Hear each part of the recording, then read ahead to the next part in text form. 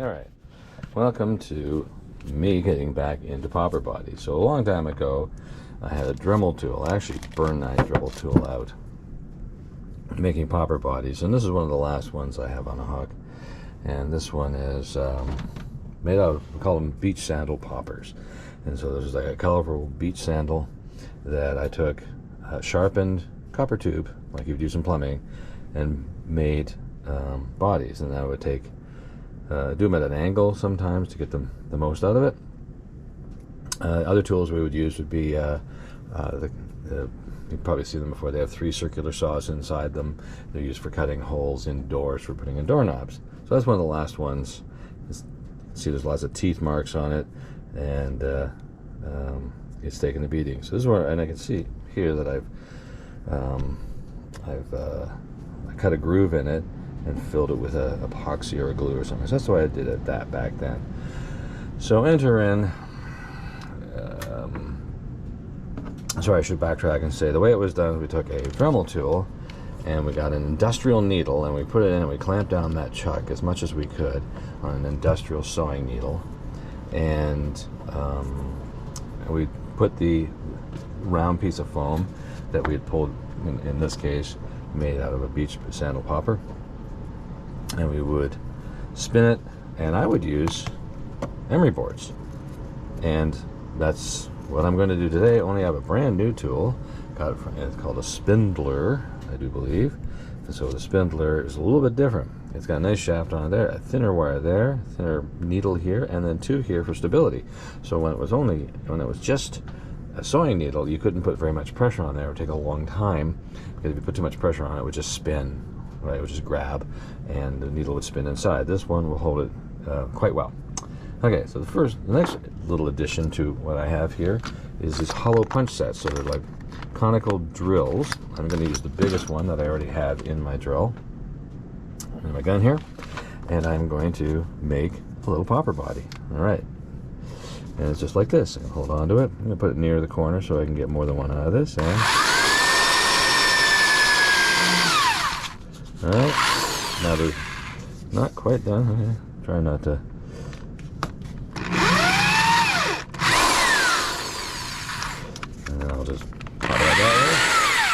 There it is. It's inside there. I can pull it out, but what I'm actually going to do is be fancy, and I'm going to get another one by, and that will eject it. Same idea.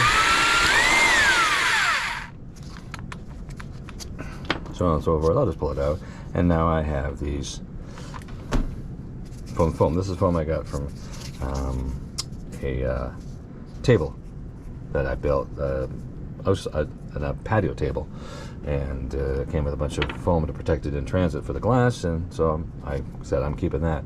Now I can feel that it's a little soft. Here's some actual sort of popper body. It's about as soft as the beach, maybe a little harder than the beach sandal popper, but definitely softer than your standard sort of popper material. But it's free, well, except for the tools. Okay, so that's this first step. So here I have these little conical little tubes like that. I'm going to go to this bigger piece. I'm going to drill in the farthest distance, like the thickest. So I have a nice big thick one, or long one. It's going to be the same diameter, 1/2 inch. If you want to get bigger poppers, you're going to need bigger hollow punch sets, or some other device for drilling holes like that, hollow holes like that.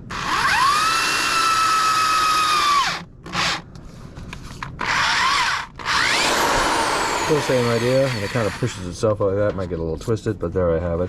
So now I can make like a what we used to call a pencil popper out of that. All right, so the next step is I'm going to take my Spindler tool. I'm going to put it in my chuck, the wrench, wherever that's gone hidden. There it is. There. I might have, if I looked hard enough, found the one I used to have for my old Dremel. But anyways. And then just tighten it up. And I don't have to go crazy because we're not. Right, and then the best I can, I'm going to take one of these small ones and put it on here. And just like I had to do with the sewing needle, I'm aiming for the center. The best I can do. The best I can do is probably not that great. Just eyeballing it like that. And then Get it all the way on there. Don't poke your finger on the that part there. It's not razor sharp, but it ain't. All right, okay. And then I have this thing set up around 10, and then I'm just going to hold it firmly here. I'm actually going to use it. Look at that. I'm going to take my emery board. I'm going to take the rough side of it. So the grid on here is 120, 240. So I'm going to take the 240 side, and I'm just going to shape this and see what happens.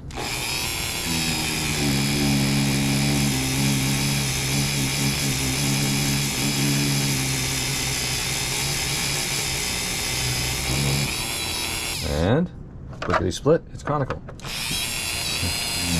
going to do a little more taper to it. One thing you notice is it's not 100% symmetrical, so there's definitely what I would call a top and a bottom here, right? This would be the top, that would be the bottom, that way. Okay, now I'm going to go on just the softer side here, so I'm just doing the 240. Now I'm going to go to the less gritty. I guess it's, can't remember my grids. Does it go up or down? Well, either way, this is more than that. And this is just to smooth it out. And Bob's your uncle. I'm going to pull that off. There I have a little popper body that I can put a hook through the center of that hole because it goes up both sides. I can put all right, works like a charm. All right, same idea. I'm going to do a medium length one, so it's not my longest one, it's one I already pre-did. Same idea, in the center, the best I can by eyeballing it. All the way in, holds on to it, firmly against that, and here we go. Same deal. I'm going to start with the rougher side of my emery board.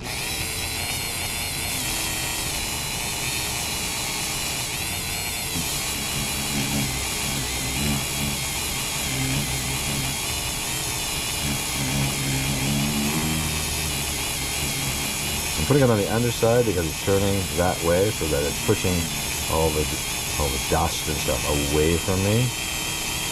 So I don't breathe it in and get it on my clothes or whatever. Not that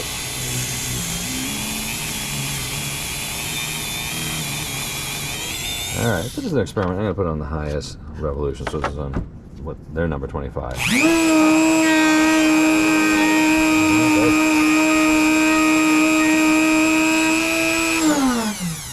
Yeah, really. There you go. That's alright. So then I'm going to go to the softer side here.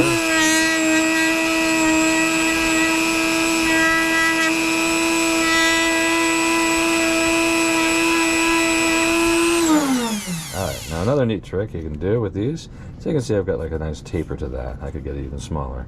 Alright, I could hold it against here like this and just go to the side like this.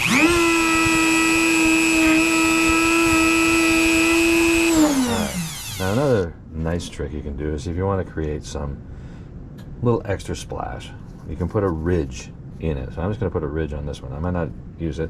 So it's kind of like if you've ever used a wood lathe to make, legs for an end table or a chair, back in either now as you're a craftsman or as a shop project in high school.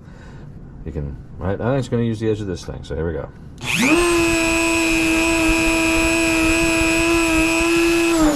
That's probably too much. It's going to be kind of useless, but look at that. I did that on this body here, and you can see it creates a nice ridge there. All right, that one's probably not going to work out, but there's my popper body. There you go. That was kind of cool, actually. It might actually work, but I could also break that off. Okay, and now I'm going to use a super long one. Now, one of the problems with as they get longer is that more of the foam is on the outside of the longest needle, so we're probably going to be more into making the shorter ones and maybe getting some bigger raw pieces. All right, so and that's why we're never going to do that again. So the real small ones are the ones we want. That one's a disaster. So, and I learned something and you learned something. So the ones that are too long, we're not going to use those ones.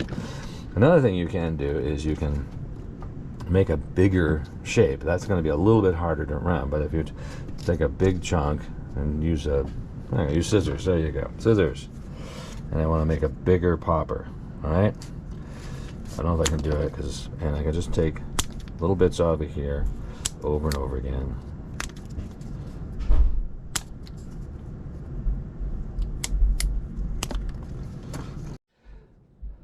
Alright, so that's pretty big. We'll see what happens. I'm going to put that on. Doesn't really matter where it's going to be. I am going to put it on a slower speed just so I can maybe control things a little bit better. So I'm going to go back down to 15, which was a nice little speed. Go against here. So now I have a bigger body here.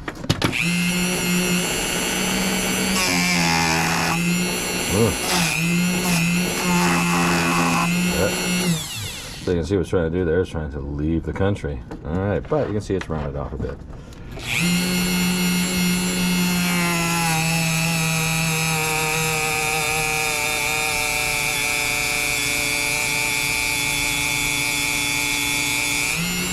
And you can see what I've done there. Alright, now that's a little extreme.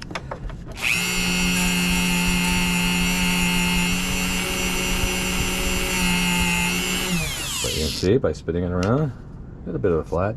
Now I have a conical one. It's like, well, that's pretty cool, I think, actually. I don't know if it's maybe a little extreme, but now I have that idea. Alright, so there you go, making your own popper bodies.